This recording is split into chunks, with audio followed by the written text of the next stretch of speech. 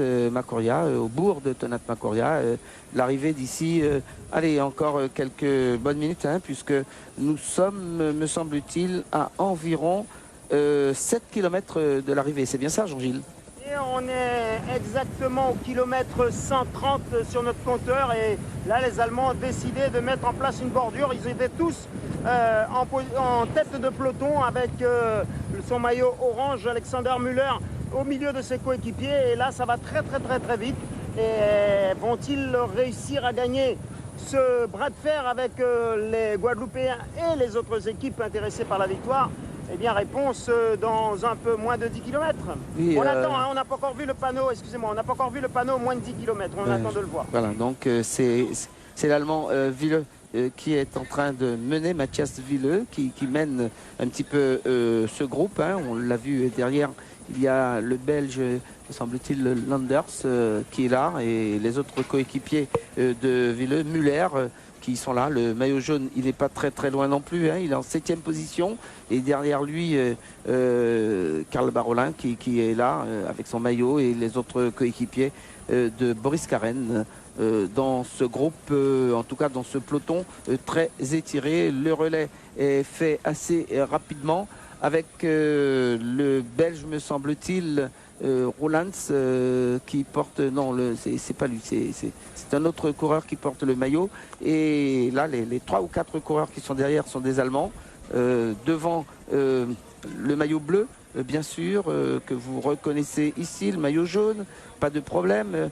Le maillot blanc aussi pour la sélection de la Guadeloupe. Donc tout le monde est présent maintenant pour le rush final à environ 5 km de l'arrivée. Oui, José, hein, tout pour corroborer tout ce que je disais, là encore, on voit l'équipe allemande en roule. Leurs 2 sprinteurs sont dans les roues. Le maillot jaune est là avec ses coéquipiers, bien protégé, avec 1 ou 2 coéquipiers. Mais voilà ce qui manquait ces derniers temps à Marc Joseph, d'être déjà bien positionné pour lorsque la bataille, voilà, le vélo club remonte, donc en espérant que tous les coureurs soient déjà alignés. Ben voilà, voici Marc Joseph en bas d'écran. Juste Michael Stanis qui se laisse un peu enfermer au niveau de Luis Sablan. Bourg-en-Bresse aussi qui remonte. Donc il faut. Messieurs, Oui. Messieurs, nous sommes là, les coureurs sont juste sur le panneau, 5 km de l'arrivée. Voilà, donc 5 km de l'arrivée, on l'a vu et dit. Donc pour un peloton étiré et des équipes qui commencent à essayer de placer leurs différents sprinteurs. Hein. On a vu les Allemands d'un côté, les Belges de l'autre. Le Vélo Club guyanais également. Il ne reste plus que l'Espoir cycliste aussi qui a ces coureurs qui sont là. On va voir peut-être Christophe Bruno tout à l'heure. Pour le moment, le peloton est bien groupé. Hein, là, personne ne sort et on va voir d'ici quelques minutes, alors que sur la ligne, je peux vous assurer que le public est bien présent.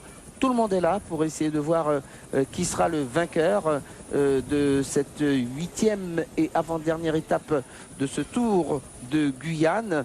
Le peloton pour le moment est groupé, on vous l'a dit, les Allemands Müller, Wille étaient présents. On a vu l'équipe avec Patrice Denaïs-Kondo présent également. On a vu le Belge Bertels qui s'est pointé également. Et puis les coureurs avec le maillot jaune, bien entendu, Boris Karen, on l'a vu également bien présent. On a aperçu Kéran Barolin avec son maillot, alors qu'il y a une nouvelle attaque d'un coureur de la Martinique, me semble-t-il, et une contre-attaque. Voilà, ça va aller très vite. Une attaque d'un coureur de la Martinique. On va essayer de le reconnaître là tout de suite. Donc ça revient. Tentative. Oui, Jean-Gilles? Alors, on a dû arrêter la voiture balai parce qu'il y a des coureurs qui vont concéder peut-être un tour. Et on a une accélération là des coureurs hollandais qui sont en train de, petit à petit, de creuser l'écart. Mais ça va être difficile de lâcher les Allemands qui se sont positionnés en tête du peloton pour l'instant. Oui, alors il y a une tentative, hein, justement. Donc il y a une tentative de sortie de la Martinique. Il y a un petit trou d'environ 30 mètres, mais ça va être vite réglé. Le peloton revient. Les tentatives sont de plus en plus nombreuses, ça peut se comprendre.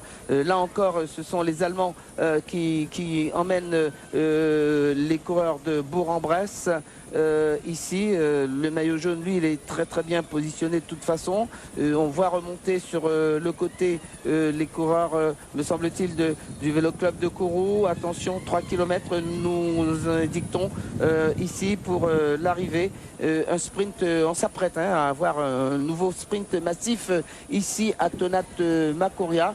Et les Allemands, cette fois-ci, ont décidé vraiment de tirer le peloton. Oui, ils ont décidé de tirer le peloton. Ils sont arrivés au sprint à Irakubo où ils ont fait un doublé. Oui. Un doublé. Donc ils sont confiants. Les deux sprinteurs leur ont dit banco, nous sommes bien. Donc oui, ils font les autres faire le boulot pour les amener dans les meilleures conditions. Vous verrez que lorsque celui-là finira de passer son relais, il s'écartera. Il ne reviendra plus dans le relais puisqu'il donne déjà tout ce qu'il peut. Et on regarde bien le maillot orange qui discute avec son coéquipier à l'arrière, derrière lui. Donc on voit la lucidité et puis la confiance des bonhommes vis-à-vis de leur coéquipier. Voilà, et ça va aller encore une fois très vite. Hein. Le temps de se positionner pour le point final, le sprint. Voilà, les premières motos sont en train d'arriver. Toujours ce peloton très étiré. Attention, une attaque, me semble-t-il, sur le côté droit de Ringuet. Voilà, de l'USL Montjolic. Ça va partir très fort. A-t-il suffisamment de force pour pouvoir sortir et faire l'écart et se retourner pour voir? Non, les Allemands répondent, mais reviennent au train. Oui, Teddy Ringuet les a obligés à accélérer l'allure. Hein. Il a tenté une sortie, il sait qu'il est dans les 2-3 derniers kilomètres, mais eux, ils veulent la victoire. Voilà. Donc ils vont accélérer également. Voilà, on est en train de virer, comme je vous l'ai dit, hein, une fois qu'on aura viré sur la RN1, eh bien, il restera 1 km 600, exactement, 1 km 600 de l'arrivée pour un sprint massif. Maintenant, on est sûr et certain que personne ne pourra sortir, en tout cas pour le moment, de ce groupe, et c'est un sprint massif qui s'annonce ici à l'arrivée de Tonat. 1 km là, voilà, les coureurs sont en train d'arriver sur ce panneau 1 km, voilà, top pour le dernier kilomètre et l'emballage final est lancé et ça promet d'être chaud. Et effectivement, on l'a vu, hein, les coureurs sont là bien positionnés pour essayer de retrouver un petit peu leur position. Attention tout de même. Le maillot jaune qui ramène Francillette. Hein, voilà, sur la gauche. attention, on va regarder sur la route. On voit sur cette largeur, il y a des garçons comme Francillette qui est là. Il y a le maillot jaune aussi, très bien positionné. Boris Karen qui est en train de lancer lui-même aussi le sprint. Il va se mêler à cette lutte d'ici quelques instants. On va voir très rapidement, le sprint va être lancé encore une fois. Nous sommes à environ 300 mètres de la ligne. Attention, le maillot vert de Michael Laurent pour le maillot vert. Attention, Michael Laurent toujours en première position.